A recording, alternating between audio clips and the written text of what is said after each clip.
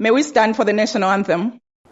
And the sing of Zambia, proud and free, land of wealth and joy in unity, victors in the struggle for the right. We want freedom's fight, oh, one, strong and free. Africa is our own motherland, fashioned with and blessed by those who blend. Let us, all her people, join as one, brothers under the sun, oh, one, strong and free. One land and one nation is our cry, dignity and peace in Zambia's sky, like a noble eagle in its flight. Zambia, praise to thee, oh, one, strong and free. Praise be to God, praise be, bless our great Zambia, Zambia, Zambia. Remain we stand under the flag of our land. Zambia, praise to thee, oh, one, strong and free. We may remain standing for a prayer by Mr. Likando Pelekelo. Shall we pray? Our kind and loving Father in heaven, come before you, Lord, this morning for your loving kindness and for the gift of life. We pray for your intervention during these deliberations. We pray, Lord, that you bless everyone present. Bless our great nation, Zambia. In Jesus' name we pray. Amen.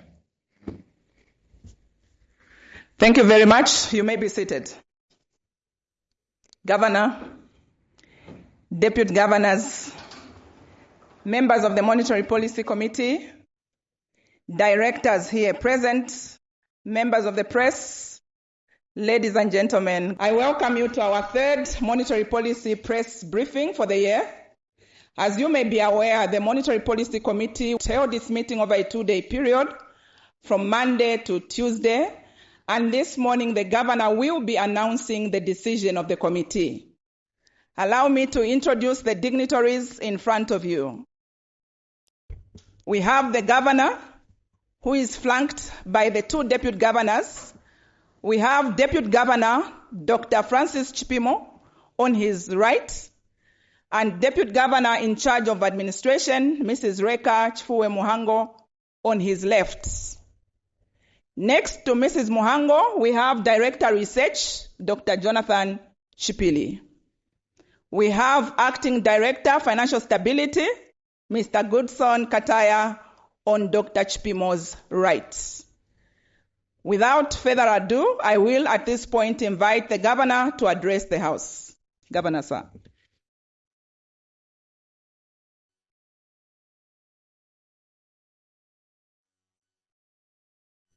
Thank you very much, Bessie. The deputy governors, members of the Monetary Policy Committee, colleagues from the Bank of Zambia, members of the media here present, and also the viewers online. Thank you very much for coming to this media briefing. It is indeed the third briefing this year, but this is our fifth monetary policy meeting that we are conducting since the coming into force of the new Bank of Zambia Act number 5 of 2022. This is the outline for today's presentation. It's in 6 parts. The first part, as always, is to share with you the decision of the Monetary Policy Committee meeting that we held since Monday. Then we will quickly look at the inflation outturn and outlook over the forecast horizon, which is 8 quarters up to the first half of 2026. We'll have a quick look at the foreign exchange market, as it is one of the key drivers of our inflation, and then look at credit developments, which give us some feel of what is happening in the financial system area. And before concluding, we'll share with you some information on economic activity that we see in the economy. And of course, the last part would be to provide the conclusion. At its meeting held on August 12 to 13, 2024, the Monetary Policy Committee meeting decided to maintain the policy rate at 13.5%. While actual and projected inflation remain elevated, as you see, relative to the 6 to 8% target band, the committee judged that the current monetary policy stance is appropriate. This decision took into account the impact of the drought, which all of us here, I'm sure, are feeling, as well as that of the past successive increases in the policy rate, upward adjustments in the statutory reserve ratio, and recent reforms in the foreign exchange market. We did announce some changes in May in the way the foreign exchange market operates. Those are the reforms we are referring to. In taking the decision to maintain the policy rate as opposed to raising it, the committee also took into account the impact of the stability of the financial system as well as growth, particularly in 2024 in the wake of drought. The context there is that the policy rate at 13.5% is below the inflation, which is running at 15.4%. So naturally, one would have expected perhaps for us to raise the policy rate so that it moves into positive territory in real terms. But as we have indicated, there are a number of extenuating circumstances which we took into account, which led us to arrive at the decision of maintaining it at 13.5%. We turn now to inflation outturn. What we observe and share with you is that inflation has risen further to 14.6% in the second quarter of 2024 from 13.5% in the first quarter of 2024. In July, inflation actually increased to 15.4% from 15.2% in June. The table here we are depicting this is this one. It's a regular table that we share with you each time we meet. It's divided into two parts, the upper part and the bottom part. The upper part gives us inflation in average terms, whereas the bottom part gives us the reading of inflation as at end of period. So turning to the upper part, you note that the average inflation, as I indicated, has risen to 14.6%. This is the last column on that chart, on that table, and it has moved from 13.5 the previous quarter. Now, if you look at the components of that, clearly you see that food is the major driver, which has moved to 16.2% from 14.5%. Non-food inflation, on the other hand, it has gone up, but not by that significant magnitude, from 12.1% to 12.3%. Now, when we turn to end period numbers over the same period, we again note that inflation to end June, that is, moved to 15.2%, from 13.7% in the second quarter or March. Food inflation as a component has moved significantly to 16.8% from 15.6%. Equally, non-food inflation has moved to 13% from 11.2%. So the story is that inflation is rising. The persistent depreciation of the kwacha against major currencies, as well as rising prices of food, notably maize grain, maize products and vegetables, and energy, particularly fuel, due to constrained supply, continue to drive inflation in the second quarter. What you observe is that because of the drought, food supply has been low. In the case of the fuel, there are all these geopolitical issues, and the logistics there are an issue. But more importantly, OPEC and OPEC Plus also cut back their production, which pushed the price of the commodity up. I don't know if you can read it, but I think when you get a chance to get the sheet table here, what you see, actually the top line there on both, the chart on the left here, chart 1, is the average over the period into the second quarter. That is, we are talking the period of 3 months, whereas the right-hand one is just showing the July position.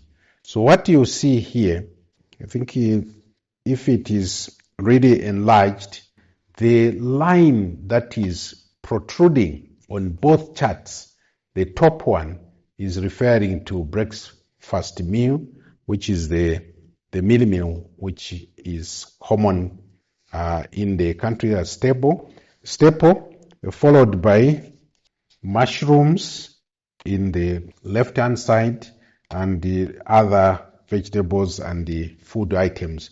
So really, what is the point of showing this? I think that's the significance of it, is to demonstrate that the pressures that we are seeing in the prices of commodities is coming from a number of areas, but there are key ones which drive this. So if you look at the top there, it's in a descending order, meaning in smaller bits. But when you look at the month of July, you will see also at the bottom that there are prices, there are commodities whose prices have actually come down. That's what compensates when you come to measuring the average. So you have a chance to look at this more closely when you get the presentation. But the point is that food is a major driver, so is fuel. We see the fuel showing up in the transportation, which in effect is also affected by the exchange rate to a large extent. So moving on, I'll now look at the outlook. What we note is that when we last met here in May, the inflation was projected to move into the 6 to 8 target band in the last quarter of 2025. However, the current forecast points to inflation staying above the target band throughout the forecast horizon. This again begs the question, why did we maintain the policy rate where it is when inflation has moved in the manner that it has? Again, we reiterate our observation that there are many moving parts here, and much of the inflation that we are seeing is coming from food and other supply side factors. So if we look at the chart, this is the chart here. The blue line, dotted line, this was the projection that we had made in May this year. The red line is the projection that we are making at this meeting. Clearly, you see that there is actually a move away from the target band. The target band is that block, the rectangular block in the brown there. That's what the target band is. Now, it is important to understand too that this target band is applying to the medium term, as well as we are moving now towards that. So it's not that we have right now to get into that, but as we move forward, we should be gravitating towards that and get into that target band. On the right hand side, the table there is showing you this in number terms. It's the same information but presented in absolute figures.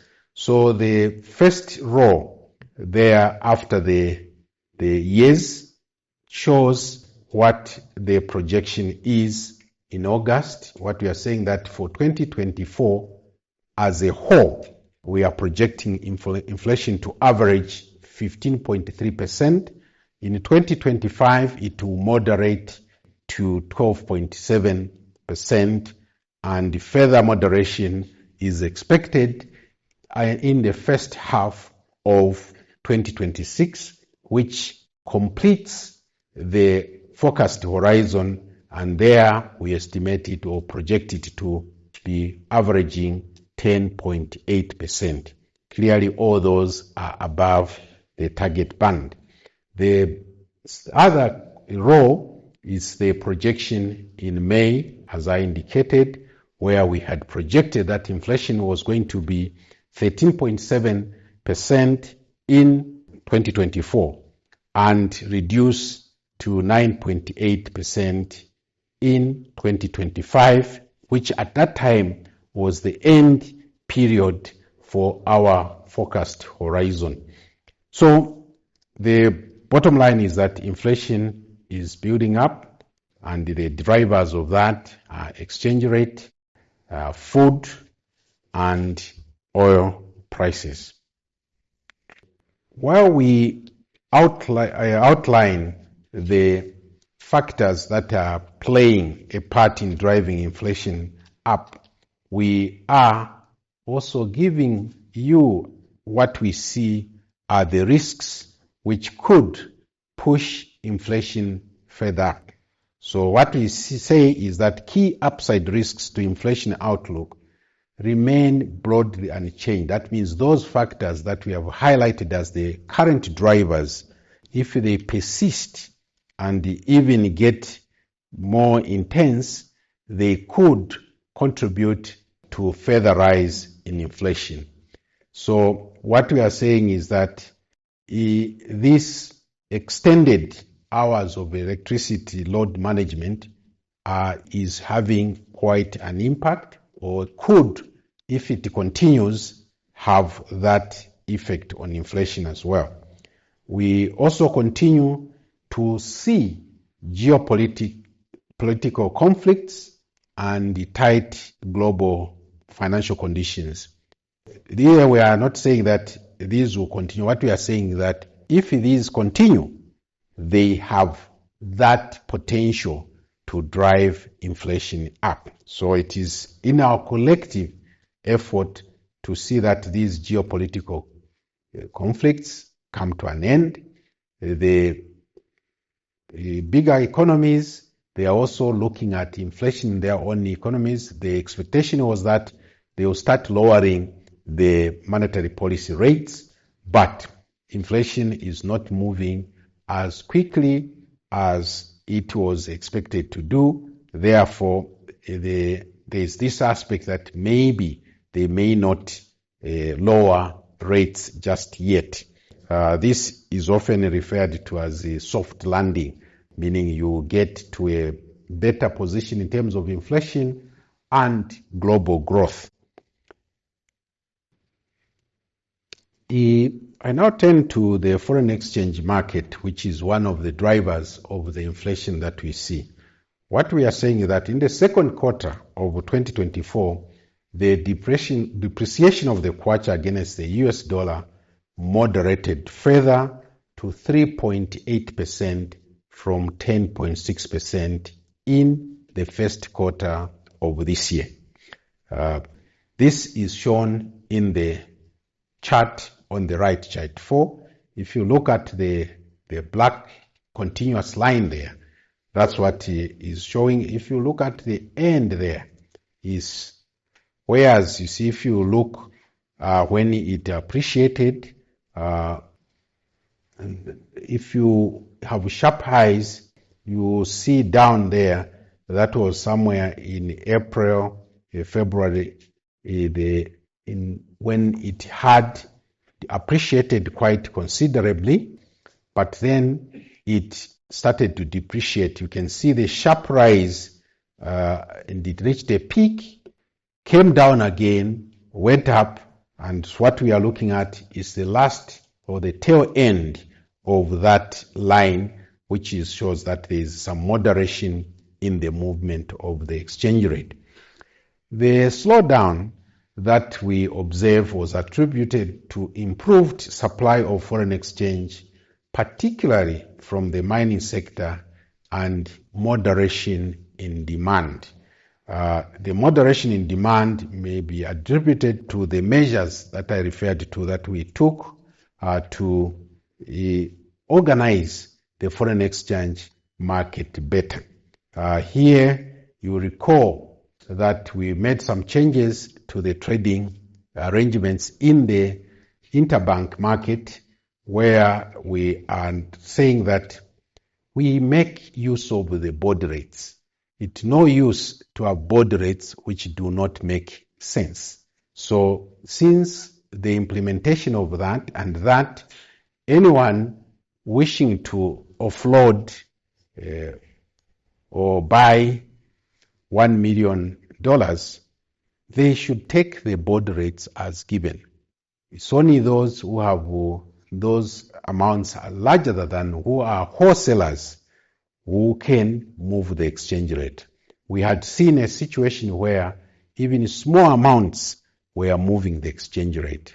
Yes, it might have been good for you as an individual business or an individual, but it was not good for the entire economy, because we are raising the price of the dollar to everybody else, because the exchange rate is determined in the aggregate. So if there is that movement, we all pay the price. So this is what we are aiming to do. And we are saying too that if you are not a dealer in foreign exchange, which is a regulated service, please use the official channels to exchange your dollars. This is not to say that you cannot hold dollars, euro, pound, or any other foreign currency. All we are saying is that when you want to transact, go to an official outlet and do your transactions. The other thing we saw contributing to the recovery of the kwacha against the dollar during this period was that in June, the IMF did complete the third review of our extended credit facility arrangement. That is a very significant development in that we have had now 3 successful completion of the reviews. It happens sometimes that the review cannot be completed, and that could be due to the fact that the program is considered to have gone off track. So what this means is that if the review is concluded positively, it means that the authorities and we here, the Zambian people, are implementing the program that we set for ourselves. And that is an important signal to the rest of the world that Zambia is managing its affairs very well. You also note that during this period, the debt restructuring, particularly to the bond holders, was concluded. And in fact, we made payment, or the first payment in June for the bond A that was exchanged. I think as the Minister and the Minister of Finance colleagues have explained, what happened, the restructuring required to consolidate all the three bonds that we had and then issue two bonds with new terms, bond A and bond B. So bond A was required us to make an upfront payment for that, which was done, and that also resulted in us getting some favorable rating from the credit rating agencies. And this is what spread into the market and encouraged people to say that Zambia is back on track. So these developments are not trivial, they are quite significant in the financial setting. Now, in the third quarter, however, the kwacha has depreciated by 6% so far, up to 13th of August. 13th of August is just yesterday. So we are giving you more or less up to the minute information. Now, supply and demand tend not to be always matched, but we get encouragement that one of the major sources of foreign exchange is the mining sector. And there are important developments that have taken place there and are still taking place, which gives us the optimism that going forward supply would be enhanced. We also implemented since January the EBOP, the export tracking framework and the export tracking framework. This we are capturing important information. There's quite some other things that we need to do for full compliance, but it must also be, we must quickly add that the arrangement is that the returns after one has exported, it should be made within 90 days. But if there are some challenges, which are credible challenges, they are given some extension to make the filing at a later date. And the training on the use of the system is ongoing. So far, some good progress is being made. But we are eagerly awaiting for the conclusion of the national ID as opposed just to the TPIN, because the TPIN is subject to a lot of manipulation. So for us to really to get a robust tracking of this, we need to get an ID that is not assailable. Further, we are saying that during the period under review, we received an increased amount from the mining sector, which was $252.5 million from $190.8 million in the first quarter. So this is what I referred to, that some supply had improved. Now, because of this improved supply, obviously our support to the market has to be adjusted as well. So we are saying that during the period, market support was scaled down to $275 million from the $369 million we provided in the first quarter. And all this information is captured in chart 5 on the right-hand side of the screen. Further information in the foreign exchange market is how are we faring in terms of gross international reserves. What we are saying is that our reserves stand at $3.9 billion, which is equivalent to 4.3 months of import cover as at the end of June this year. This is an improvement from the earlier amount reported of 3.6 billion kwacha, dollars, which was equivalent to 3.99 months of import cover.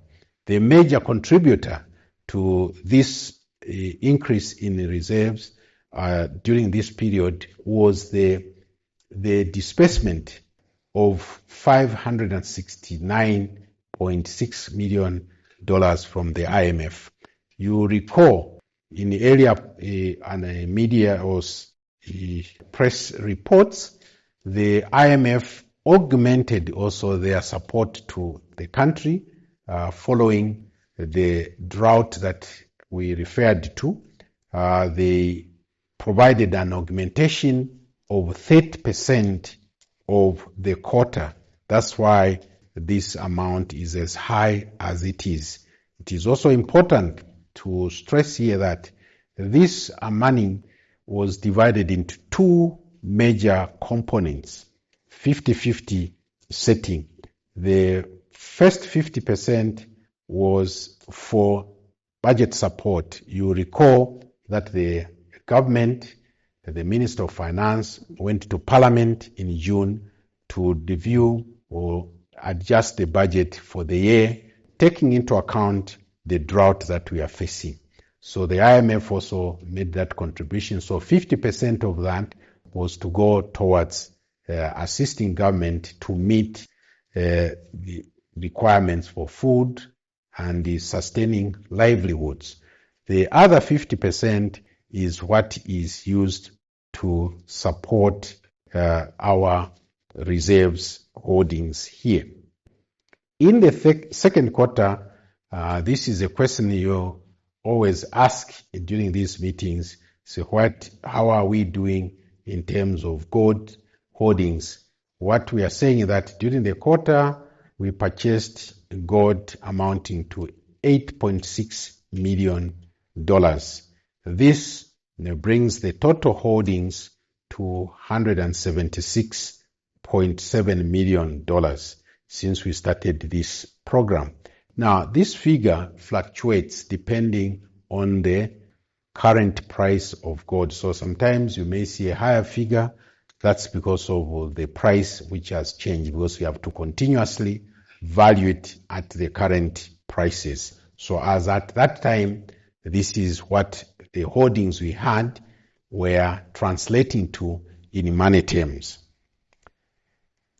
We now move to another very important part of our economy. This is relating to credit developments. I think this whole idea of the monetary policy rate is in a way targeted at this, because if we have credit going, the expectation is that there will be increased economic activity in the economy. So what we are saying is that during the period under review, we saw a pickup in the growth of credit, domestic credit, that is to 11.7% from 10.5% at the end of March. This is shown on the chart on the right, which is chart 7, where we show year to year, but this is the contributions of different segments. So the blue shading there refers to private sector credit, and the one in red, is it red or orange? That's the government, the central government borrowing. So what is important here is to see that in the earlier years, government was very dominant in terms of getting credit, but in the recent times, more credit is going to the private sector. In fact, if you look at the tail end of this chart, we see that government is even in negative territory. What does that mean? It means that there is a repayment of some of that debt, notably in government securities. The government has been paying down some of that debt. Now, isolating private sector credit, we see that in nominal terms, it expanded by 35.8%. Really, we would like to see these figures in real terms, because once we take valuation effects into account here, you see that the real growth is not as high. It's around 15% or so. So this is one of the reasons why we felt that it was necessary to maintain the policy rate, because growth is still quite anemic, and as you see in the next slides, economic activity is as well constrained. So the lending to the government, as I said, contracted as the government paid down some of the maturing securities, which gives some headroom to the government going forward. The question we also always get is what is the holding of non-residents in our government securities? So this slide is devoted to showing how we are doing there. So if you look at the blue bars there, that's what reflects the non-resident holdings. The brown shows the total outstanding stock of government securities. So you can see that the blue bars have remained fairly constant, and in fact going slightly down towards the end. Now, when we break it down in terms of what is it really that they are holding, we see that they are concentrated in bonds pretty much. But another interesting aspect is that it's most of this is in 10 years and above. So we give you for 3 years, they have 1.5 billion kwacha, which represents 2.8% percentage of the total, and so on. So that's what this table is trying to show. So you see that the bulk holdings are in 10 years tenor. Now, this is important also to pause a minute to understand what is this revealing.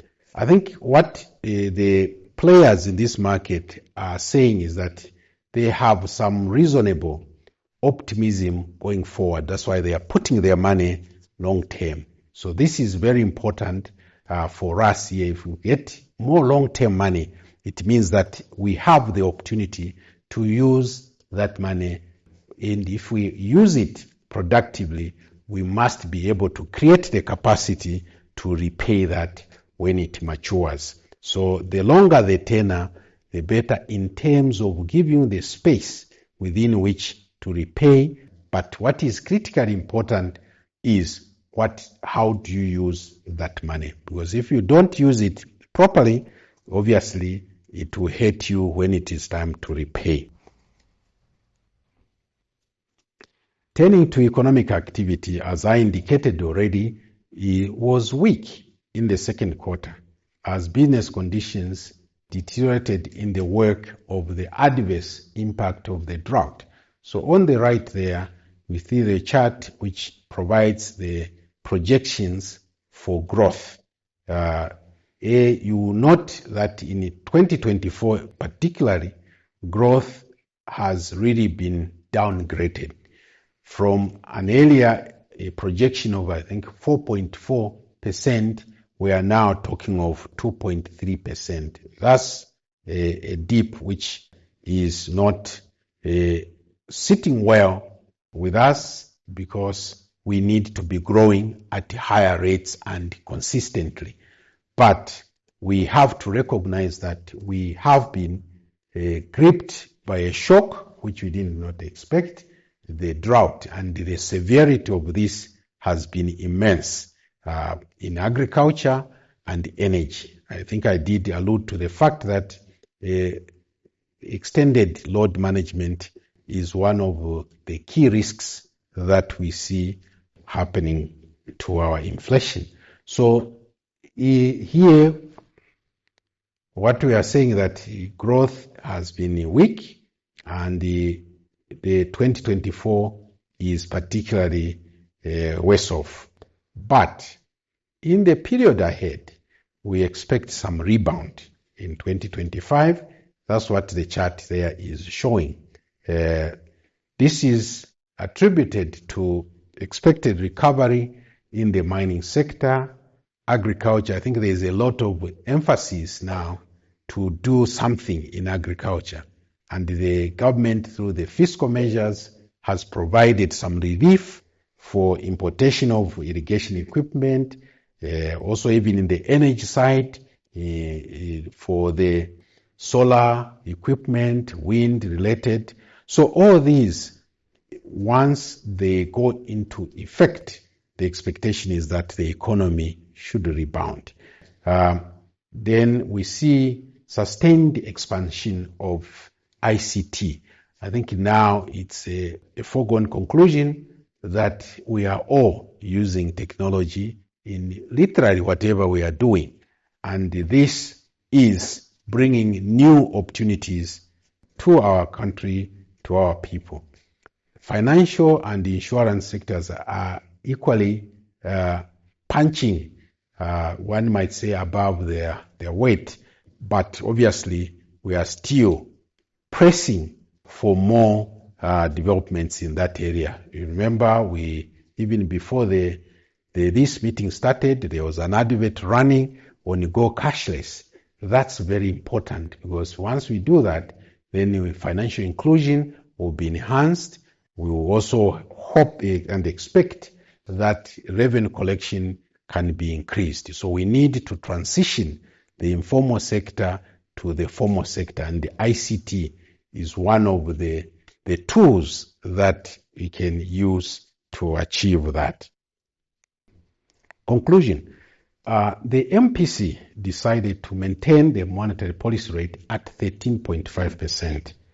We observed that while inflation, the actual and the projection is moving away from the target range, I hope you get a sense of the other challenges that the economy is facing.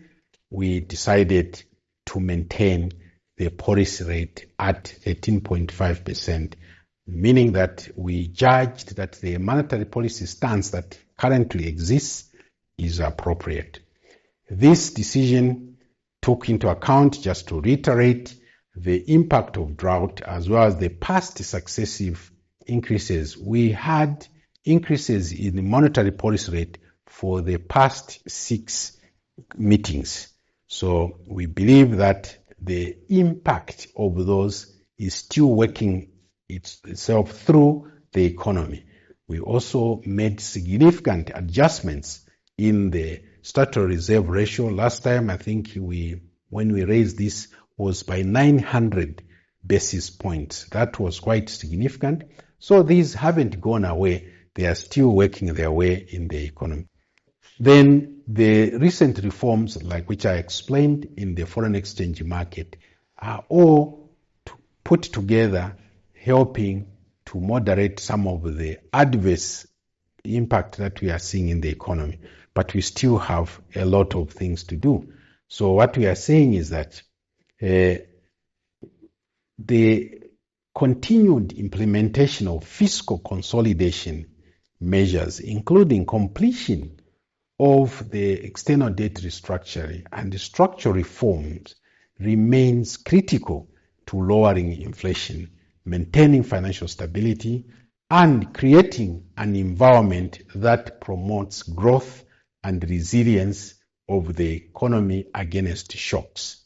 We need to build buffers in the economy so that not every shock should knock us down. We must be able to resist this, and it can only be done if we all work towards that objective. That's what we are saying. Concerted efforts by all of us are extremely important so that we are pulling in the same direction and to safeguard the macroeconomic stability. Thank you for your attention. God bless. Thank you very much, Governor, for that presentation. There we have it. The monetary policy rate maintained at 13.5%. We are going to go for the question and answer session. And as always, please raise your hand, indicate the institution that you represent, then you can proceed to ask your questions. We have approximately 50 minutes for this session. I'm Ketra Kalunga from Times of Zambia. I wanted to get an update from BOZ on the local currency regulations, that is de-dollarization, in terms of consultations with stakeholders and the acceptance levels. Thank you. Next question. My name is Cecilia Chilova from Money FM. How does the central bank assess the impact of current trade tensions with Democratic Republic of Congo, which is one of Zambia's key trading partners, on the foreign exchange outlook? How are these tensions influencing the country's monetary stability? Thank you. This is Gerald from Financial Insight Zambia. So my question is on private credit growth. You indicated that private credit growth has grown by 11.7% from 10.5% in Q1. So I was wondering, what are the drivers of this growth in credit? Is it because businesses are investing, or it's more of a distressed kind of borrowing where businesses are trying to deal with the struggles that they're having in making payments and all that because of the current challenges that they are facing? Thank you. Governor, you may take those questions. It's interesting that the very first question we are getting is on currency regulations. The thing is that I think you asked rightly that where are we in the consultations? Because I think when we started this process, there was a misbelief that we had already made up our mind, so this was just a formality. But in actual fact we are engaging stakeholders to get their views on how we implement this measure. What has to be borne in mind as a starting point is that the current law, the Bank of Zambia Act number 5 of 2022, if you look at section 18, it clearly states that the Kwachangwe is the sole legal tender in the Republic, and any other asset that the Bank of Zambia approves. So that's what is motivating us to move forward with this. The other thing is that the penalty, which I think scared many people, that is, how can you just by holding foreign currency be subjected to a 10-year term? That's also provided in the law. Section 74 of the Bank of Zambia Act stipulates that the maximum that can be sanction one can face is 10 years or a penalty or an administrative charge. Now, these things are stated in the law. It doesn't mean that for every infraction you are going to be faced with that. This means that you are gone through the court of competent jurisdiction, and the judge then determines that the offense that is committed is of a grievous nature. That's when you can face that. So, but we tend to get to that. So part of the consultations was to clarify those things, and I think there is a very good understanding now from the groups that we have met. We are continuing the consultations. We hope by end of this month to have, if all goes well, concluded with the consultations. Tomorrow we are meeting 2 groups. We have met a number already. We have yet to go outside Lusaka. As we constantly say, Zambia is not Lusaka. Lusaka is not Zambia. So we have to engage other stakeholders as well.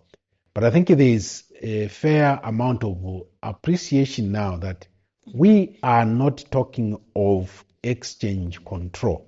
Far from it. What we are talking about is our transactions of a domestic nature. If I may put it just bluntly, if you say you are going to go and have a hair, you go to the hairdresser, why should you be charged in dollars? If you want to buy water, why should you be charged in dollars? If you want to take a child to school, why should you be charged in dollars? A school which is in here. So these are things we are saying that, in fact, it's not the dollarization per se. What we are saying is promoting the use of the kwacha for our domestic products and services. I think that's a noble call which happens in every economy, that they create these institutions such as the bank, central bank, and the central bank is given the powers to issue currency. Now you can imagine if you are given that authority to issue currency and then that currency doesn't, then why are we spending so much money to print those notes, mint those coins which are used? More importantly, it affects also the very essence of this meeting, which is monetary policy. Because if you are using another country's currency to do transactions, it means that is displacing the local currency, and our ability to manage money supply in the economy is affected adversely. So that's the basic understanding behind that. But now the consultations is to help us how best we can implement this law. So we sincerely mean our consultation.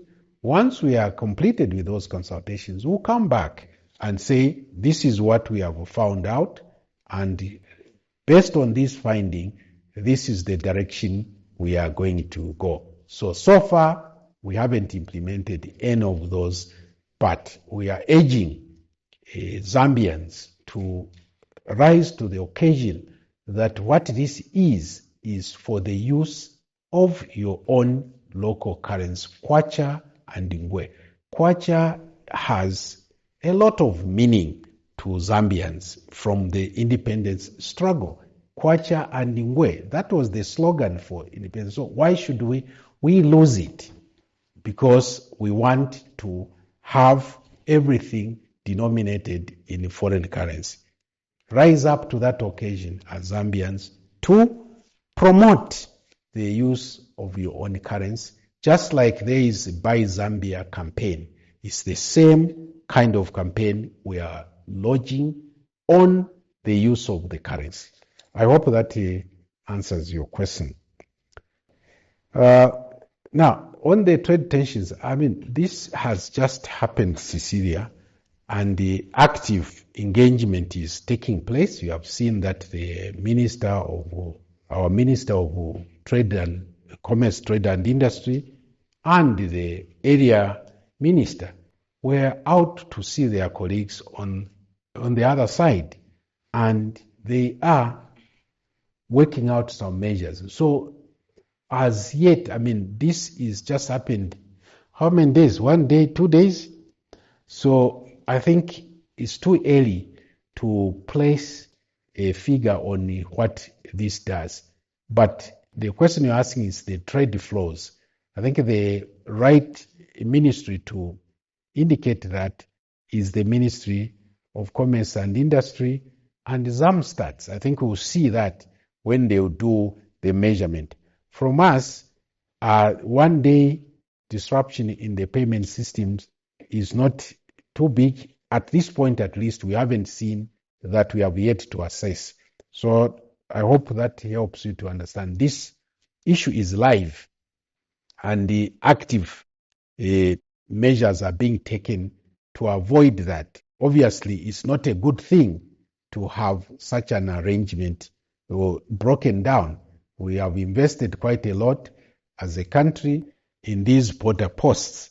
So the idea was to facilitate trade. Now, no sooner have we done that, if that disruption happens, it's not good for flow. And it's also not good for AfCFTA, this African Continental Free Trade Area, because that's what we are moving to. Now, if we start blocking this, then how will we embark on that continent-wide level? I hope that addresses your question.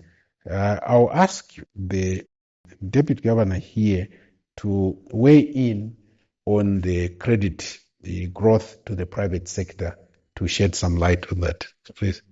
Or we can ask you. Okay. Okay, yeah, sure, thank you. Thank you, Governor. So the expansion in private sector credit is mostly for firms and households to meet rising costs. And also, this information we are getting from the surveys that we do on a quarterly basis, and we publish the report on the website on credit conditions. So the other area that they are demanding for credit is to meet, to invest in alternative energy sources because of shortages of electricity. Thank you. Thank you very much. I'll take 3 from the online audience and then we'll come back to the auditorium. The first question, Governor, is from Oliver Izukanji Simumba. And he says, the last Monetary Policy Committee announcement indicated that the monetary policy rate would continue to increase if inflation data showed an upward trend. Given that average actual inflation is at 15.3% and projected at 13.7%, has the central bank shifted its primary focus away from curbing inflation, which remains more than 2% above the MPR? The second question, in light of the growing concern of El Nino effects on the economy, is there a consideration for relief funds through commercial banks to aid access to financing for various MSMEs, corporates, and retail clients? The third, from Melvin Hatchpuka.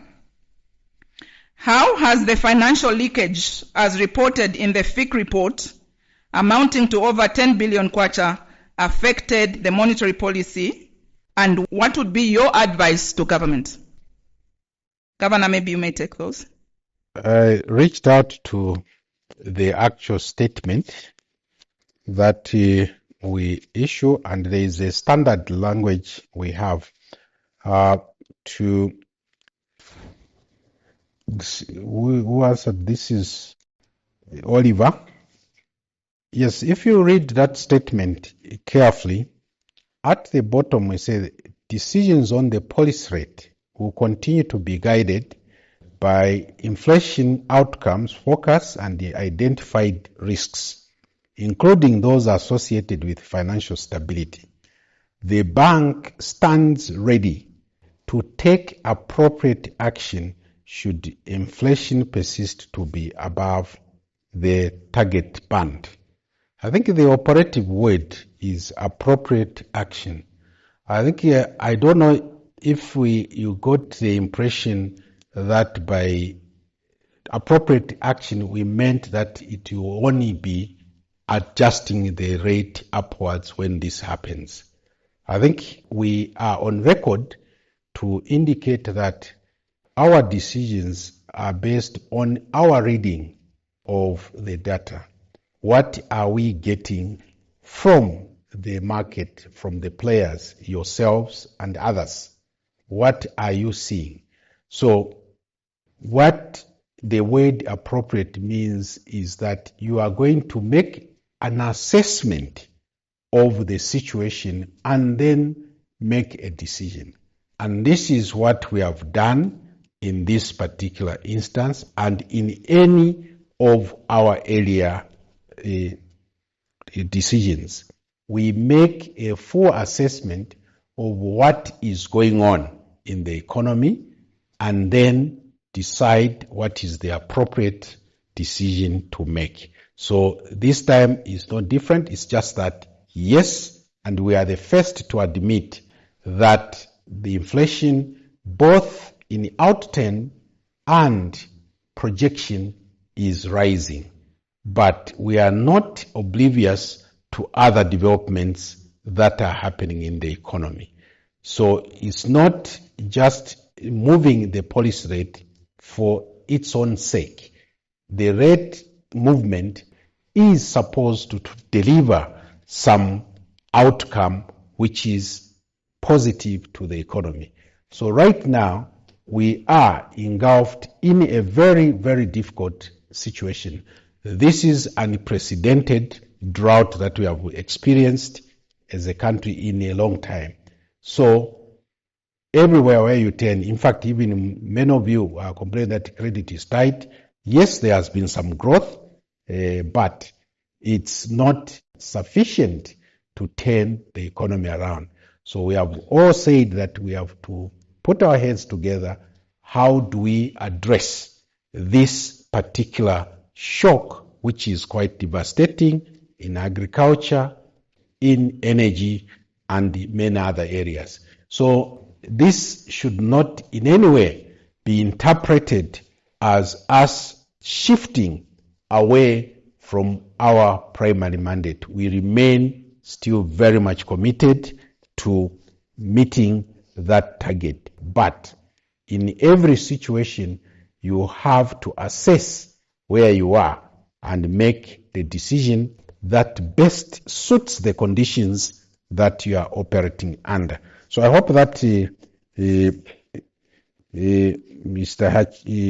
Simumba helps to put your concern at ease. We haven't shifted from focusing on our primary mandate of price stability.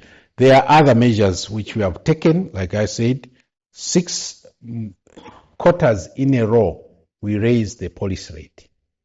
But inflation continues going up. Why? Because the factors that are pushing it are not as amenable to the policy rate alone. It requires other measures. So that's why we are highlighting here the policy rate. 6 times we have raised it. The statutory reserve ratio, we have raised it significantly. We have also made reforms in the foreign exchange market. The fiscal consolidation that is also going on is another very important factor in moderating inflation. So all these are moving parts which are still to deliver on the objectives for which they are being implemented. So that's where we stand. We have not shifted from our mandate, but we are actually using our mandate, we believe, in an appropriate way. Then the relief fund, again, you see, this is connected to this. Yes, we announced already that we have actually approved, ready to go, if we get players who can be innovative to provide that liquidity. Credit guarantee fund. We have a fund of about 5 billion kwacha already there, but we are looking for avenues of how to disperse this to the market and the modalities of doing this. We are at an advanced stage in terms of rolling this. We should be before, I think maybe DG can explain better here, because he's the person we have given the matter to run with. Maybe you chip in. Thank you. Thank you, Chair. Yes, I think just to confirm that we had announced this, and I think in the context of even the budget, the Minister of Finance had included this, that we have been working on trying to basically address one of the things we found during the COVID period, and when we tried to provide support to the market, it was very clear that for many small businesses, they were not able to get credit really at an affordable cost. And there were many issues which go into why they were not able to do that, the risks which we know are there in the financial sector. So the thinking was that we partner with private sector players who can say, look, can we design a structure in which we're really addressing in a holistic way the challenges which small businesses face in accessing credit. And there are many, from both the risks from management, and those risks are both on the demand side, the individuals themselves, but also on the supply side in terms of the risks which the commercial banks face. And so, as Governor has indicated, we were working with the National Advisory Board on Impact Investment. We have more or less, I think it was last week, we had discussed the final framework for this report internally, and obviously from this point now we're going to discuss that with other key stakeholders in terms of how we roll out the policy. And the basic point is that we do want to focus especially on some of the more challenging areas, agriculture, which is particularly relevant now in the context of the drought. So the way in which we do this, though, we were very clear that we wanted to make sure that a lot of the past design problems, which meant that many of these sort of schemes didn't really work, either because the financial institutions, even if you gave them a guarantee fund, wouldn't actually lend it to the small business, or because on the demand side, we also didn't do enough in working with the small businesses to develop their own management, whether it's their accounting, books of accounts, whether it's linking them to markets, and so on. So this structure which we have been working on really aims to have a more holistic approach to this. And as Governor has indicated, we had meetings last week. We're going to be now discussing with some of our other key stakeholders, including the financial institutions more broadly, and then we'll be rolling that out. Yeah, thank you very much, TG. The last question was from Melvin, where is finding out if the reported financial leakage by FIC that so much money is being taken out illegally. The obvious answer to that, yes, it does affects, but it affects other things even more. You know, it affects the economy in that money could have been used to do a number of things in the economy. That means tax was not paid, which means that the revenue was not realized. And why do we collect revenue? Why does the government collect revenue? Is to spend in public programs. So that means that whole thing went out without really being utilized. But that's one of the things that we have to all be alert to. There's not to be complicity in schemes that externalize money illegally. I'm sure you have seen some of the arrests that have been made, or some of the attempts to get money out. This is an ongoing battle, but it's a battle not just for law enforcement agencies, but for all of us as people who are concerned. You are law-abiding citizens. You pay your taxes appropriately. You want services from the government. But other people just come and then steal your lunch, as it were, while you are watching. It's not to be allowed. So, indeed, we are working with other agencies to see how we can close some of these loopholes which are utilized. But remember, these things are done with the collaboration of many Zambians. These people don't just do it on their own.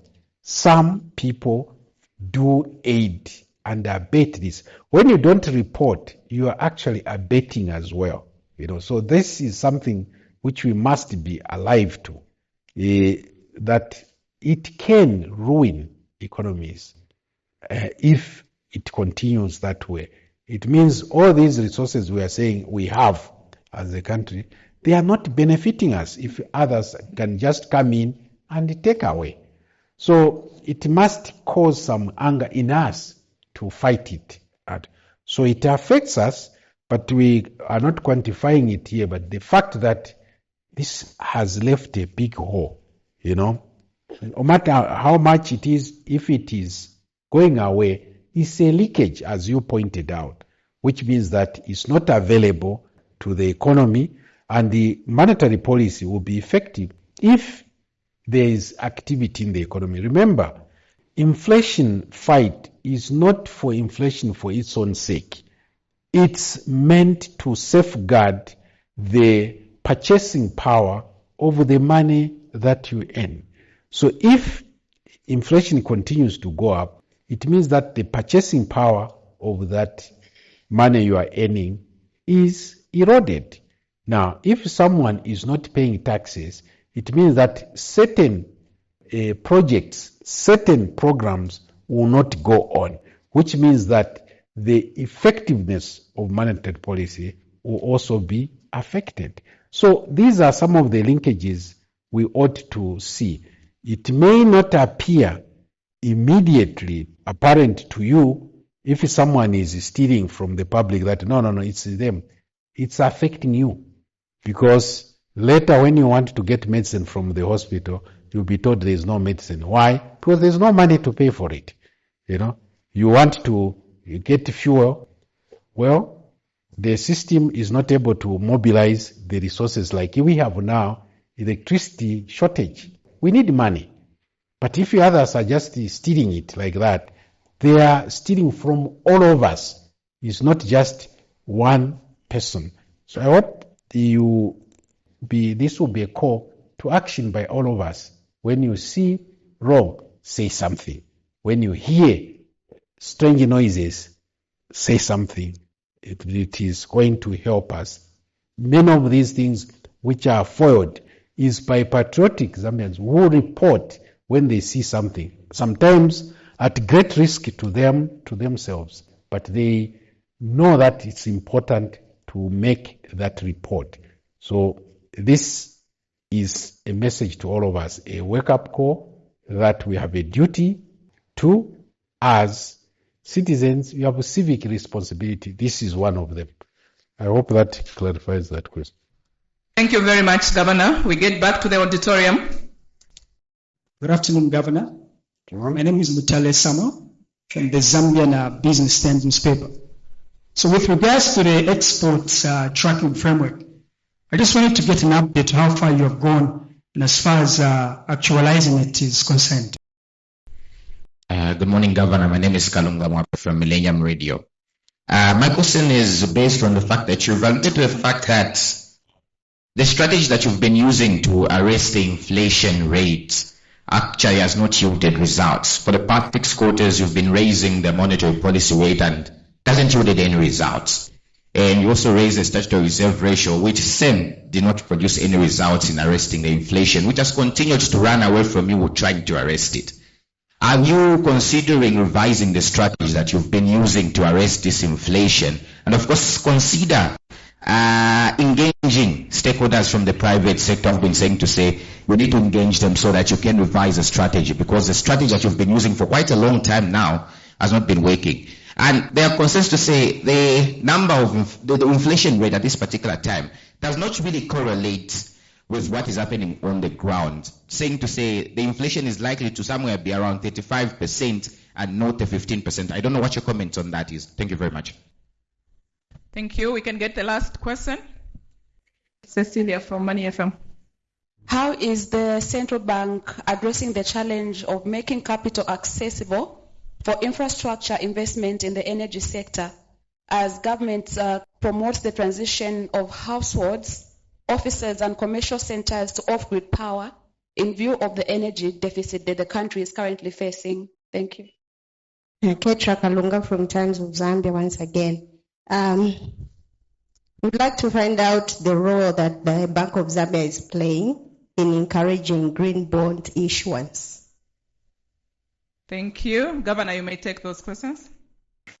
Thank you very much for the questions. The Mutale, some of the EBOP tracking framework. I think I'll ask you, you can, okay, please.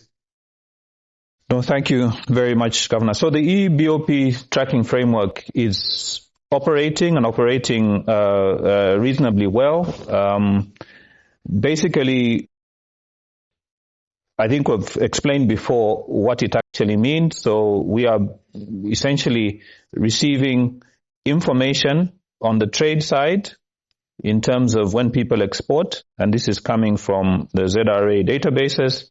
We're also receiving information from our side, from the commercial banks, when individuals and businesses transact with the rest of the world, when they're making payments and receiving money.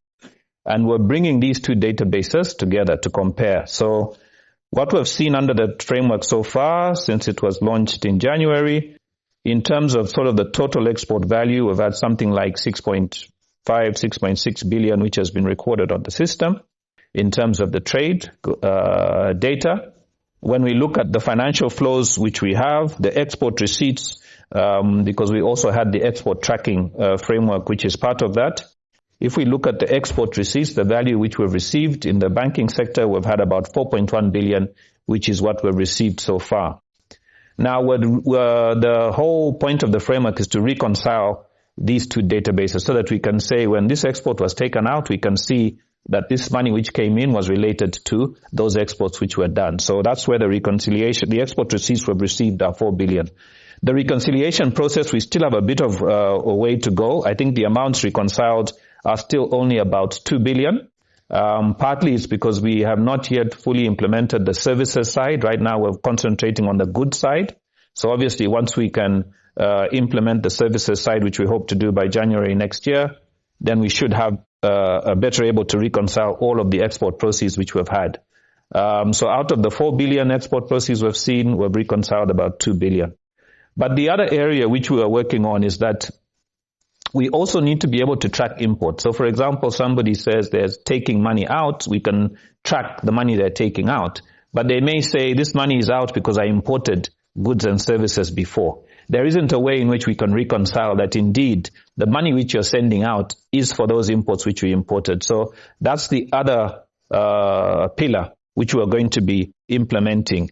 And once we do all of those three things, you have really a 360-degree understanding of all of our payments out of the country and into the country. And that should help us really be able to reconcile a lot of things internally. We think it will help in us understanding the flows and what we would be expecting to happen in foreign exchange flows, for example. It should also help us in terms of understanding tax issues and tax compliance. So there's a whole host of things which we think we'll be able to do when the system is fully implemented in terms of all its components. But so far, it is working well, and the teams continue to develop that process.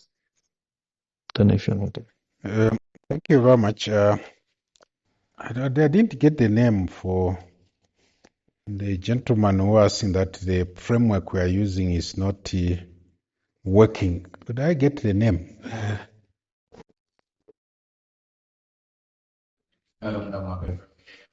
Oh, thank you very much, Kalunga. Yeah, I think that's an extreme position you have taken to say that the framework is not working. I think you have to look in relative terms, or maybe the way we put this is do the counterfactual, which means that supposing we didn't have this, what would have happened? Put those two together. Then look at what has been happening to the economy over this period. First, you had more recent, I would take just the more recent issues. You had COVID-19. What did it do? It disrupted globally supply chains. That was a general problem to all countries. Zambia was not spared. In fact, Zambia, we are made worse off because we already had a problem going on. The debt overhang was already very strong. If you look at our earlier statements, you clearly see what we are talking about, the debt problem, the issue of fiscal consolidation, the rising fiscal deficits. I think contextualize that. Then COVID, while it is raging, there was politics, the war, Ukraine. Who would have imagined that that war would still be going on today? It affects us because we have roots to the thing. Before that could end, you have the problem in the Gulf. Two issues in the Suez Canal issues. Logistics are affected. We get our oil from far off. Then before you could even breathe, drought has set in. So the framework is being applied in an environment which is not normal. There are so many intervening factors. In fact, if I call your attention to the statement that we issue, we will tell you that we are looking at how inflation is going, it has been, where it's going, and what are the risks. So I think if you look at the risks that we highlight and come to me and say that, no, these are not real, then maybe we can have a different conversation. But if they are real, then I think you have to re-examine the characterization that the framework hasn't worked. Yes, it hasn't on and by itself brought inflation to the desired target. Why? Because the drivers of inflation is not just money, which is what the monetary policy rate is doing. There are other leakages. We have told you, food accounts for over 50% of the CPI. Now, what can the rate do there, if you ask yourself? If there is no food that is produced and supplied, what can it do on its own? Unless the people who are producing food step up. You and I, if we have a plot, what are we growing? Those are the issues. Right now, this time of the year, we usually have support in the vegetables and all that, the prices. But if you look in the statement, vegetables is one of the prices of vegetables is one of the drivers of inflation. Why? Because not many people are producing vegetables. Is it because of the drought, or is it other structural matters where we used to see farmland, we are seeing housing. So where is the food production happening? So these are some of the things you must ask yourself, and that's why we are saying, like in the statement, we are saying that implementation of other structural measures are equally important for the framework to hold. Monetary policy is a short-term tool which helps you to organize yourself with the bigger policy tools, such as fiscal, such as structural, such as economic policy generally. So all these are expected to work together. If some are falling behind, one policy alone would not deliver. There is no silver bullet in what we are doing. It's calls for concerted efforts. So I would entreat you to look at the relative contribution of this. It's not on and by itself going to save that. So hopefully you take time to read our monetary policy statement, which we issued earlier this year, and see the factors which are at play, and look, if you are absent that, do the counterfactual answers. What would have happened if we didn't do what we did? The relative macro stability that we are saying, yes, inflation is 15%, but look at other countries too. Don't just look at us. Look at also how are others faring, and maybe you get a better sense of what is happening. Now here it is, We are saying, can we use our kwacha for the local thing, the APRO? No, we are import dependent. How are we going to change that narrative that we are also now exporters rather than just being importers? All those affect the effectiveness of monetary policy. We, earlier this year, tried to move balances from the central bank, from the commercial banks to the central bank. What happened? Banks pushed back because they say they did. But that money was being used to buy government paper, which means that the government was borrowing its own money again. So all these are leakages in the system, which is more recently, just now, someone raised about the leakages, financial flows. All these are factors that you must take into account. Inflation is a price, aggregate price. It takes from all aspects of the economy. So if there is wrongdoing somewhere, it will pop up somewhere. And monetary policy is not designed to address those things. That's why these structural measures are being taken to augment the effectiveness of monetary policy. So I would argue, contrary to your saying that monetary policy has failed, yes, we have not managed to bring the rate by itself because the drivers of that are outside the reach of monetary policy per se. This is why we are talking of also go cashless. Why are we doing about that? It's because the informal sector is quite huge. When we issue currency, I don't know if you have had a chance to see our officers traverse the breadth and width of this country delivering money. A lot of cash is being demanded. When that cash leaves the bank, much of it doesn't come back. It stays in the mattresses or cash transactions. What is happening?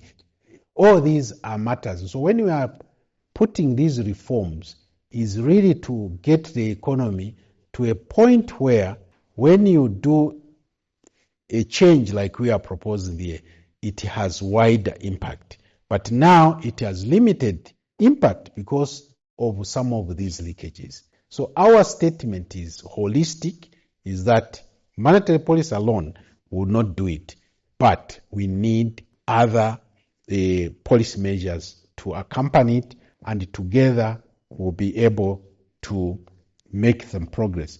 In fact, we have seen a very important progress recently.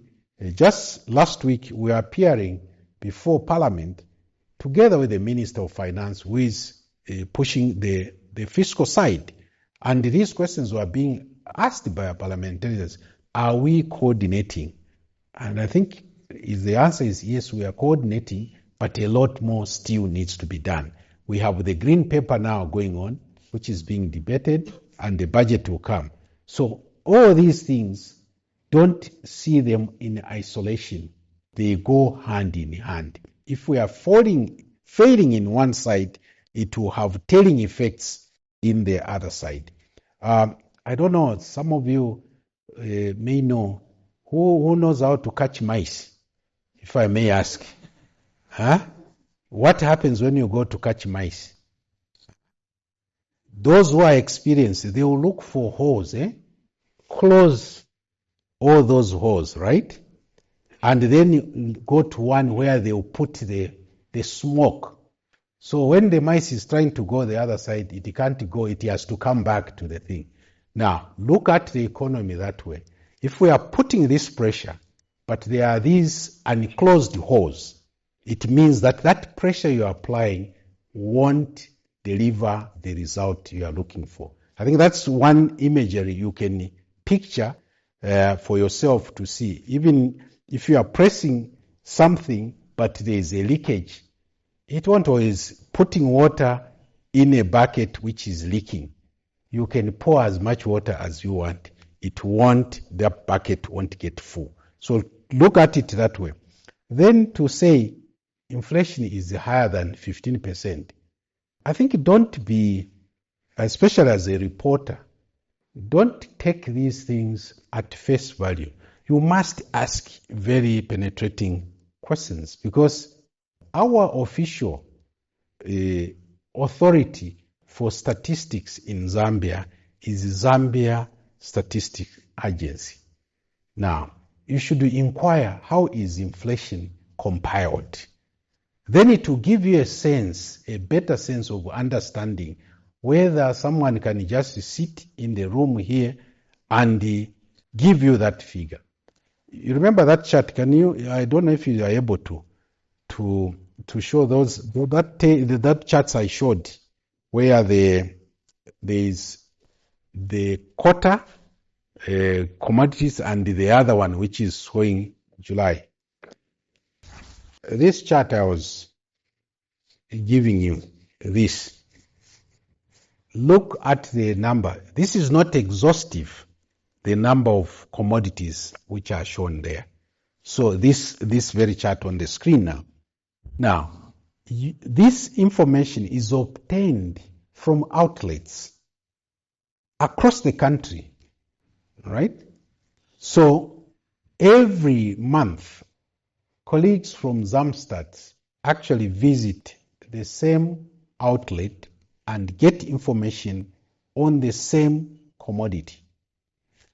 We do that on a weekly basis, on a sample basis. Now, tell me that this is fake, then I will believe you.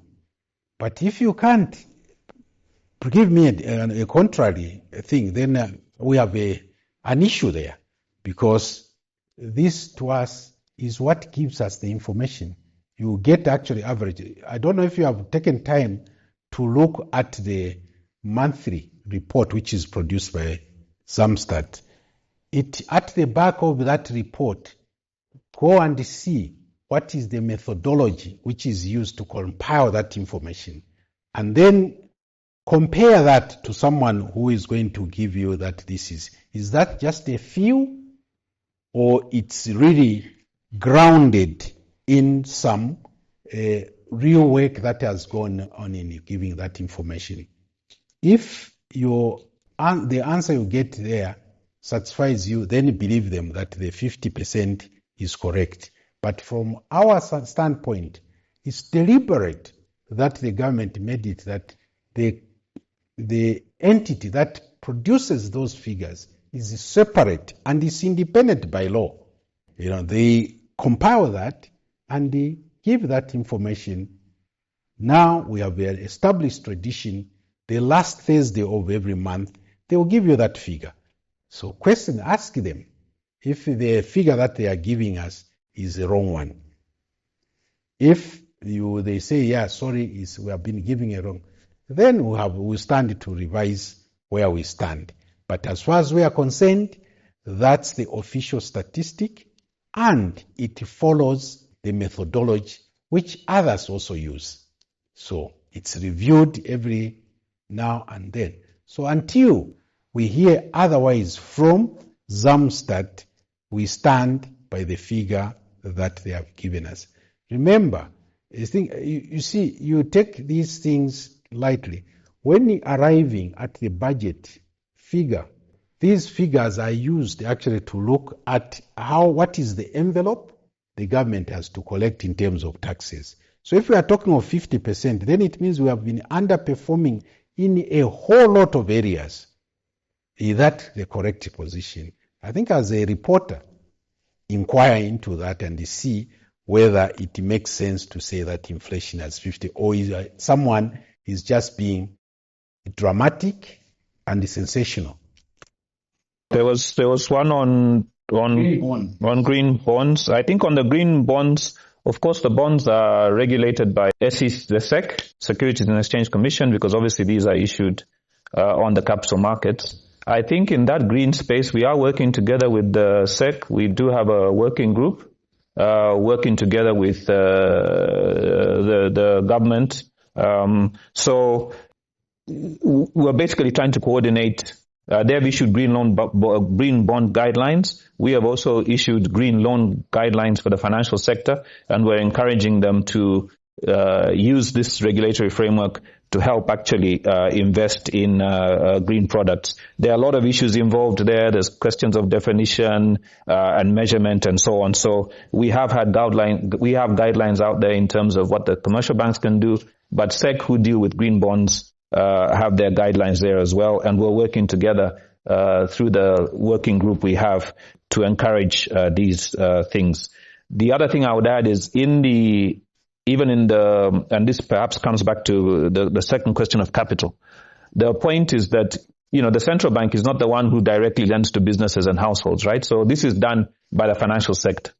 And in the sense that we as a regulator, obviously what we want to see certainly is that the financial sector can lend more. That's part of a regulatory issue. It's part of making sure that we can get to a point at which we get inflation down, that we can have relative stability in the foreign exchange market. So those goals are important because eventually they will enable commercial banks to lend. But we have seen for sure that the loan-to-deposit ratio, which is one way of thinking about how well is the financial sector transferring savings to actually investments and loans out there in the real economy, how well is that working? This ratio has been coming down from maybe over 70%.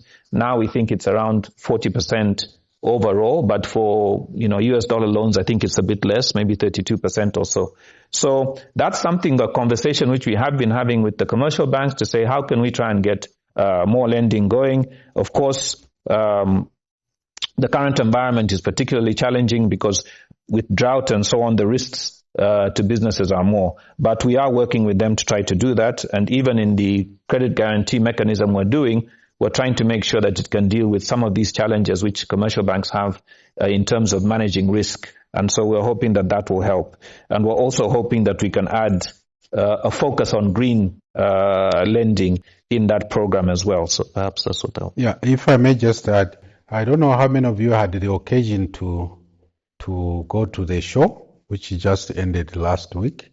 I think if you visited the banks which were exhibiting there at a small scale level, I think they are responding to this challenge quite well. They are offering what is called asset loans, where you can get actually items, solar, generators and all that, which they have terms. Maybe that's the issue, maybe the cost of that, but I think they are positioning themselves to provide payment terms, some even up to 5 years, and that you can get this. We are encouraging them that, what about the people who are not in regular employment? Because it seems the focus tends to be on people who are in regular employment who get salaries. What about those who don't get regular salary? Some are saying, no, we are looking into that segment as well. So it may not be much, but I think the response is there. But then when you get to big ticket items, the likes of Mamba Thermo and all that, those are big monies which there are international organizations which are looking into that. The question is, the tariff also sometimes discourages people, because the tariff, much as we say that it's very expensive, but for return on capital, people feel that is still not cutting it. If you go to countries like Namibia, I'm sure they have been, they get power, but they pay more for the power that they are getting. So these are some of the trade-offs that we have to deal with. So sometimes we say, no, it's too painful, I don't want to do it. Then it means that you want to cross to the other side. So sometimes you bite the bullet and you get the thing. Now, we have this shortage of power. It's so painful because it's extended hours that you have no power. But it's something which had been foreseen some time back, but we kept kicking the can. No, it's too much, not now. Okay, you come, not now. Keep kicking the can until we get the crisis that we are in. But it means this is the thing we are talking about. How do we prepare ourselves as a country to manage these shocks and be resilient to shocks of this nature? So it takes quite a lot and getting some discomfort in some areas. So we are pushing what we are able to do from our end, but we need everybody also to be pushing. Thank you. Thank you very much, Governor. We only have 3 minutes, and I take it we have no further questions from the audience. But maybe just one last one from our online audience, if we can do it in 3 minutes. With early warning signals of a potential global recession emerging in markets, employment, and industrial data, how does this factor into the central bank's economic outlook over the next 8 quarters? 2 minutes, Governor. I don't know where that is coming, that there is a global recession. We haven't heard that. We think that actually the global economy is recession is a technical term. If an economy is recording negative growth in 2 consecutive quarters. More recently, I think is the UK, which had the recession. I think Japan and I think Germany at some point, but they have all come out of that. So I think that characterization is not what we are reading from the global setting. Yes, growth is not as robust, but I think it's about 3.1, this 3.2%. That's positive growth. And if you look at it from the mass that we are talking about there, 3% growth is not trivial. And the growth across countries also differs. So we are not seeing that what you are saying that there is a recession. What we are saying that there is inflation is still high in some of the places. The expectation was that it was going to go down, and therefore they relax monetary policy, which is adversely affecting us through these tight monetary conditions. So I leave it there. Thank you. Thank you very much. So with that, we have come to the end of our session. Thank you very much. Until next time, have a blessed day. God bless. May we be upstanding and allow for the governor and his entourage to leave the auditorium.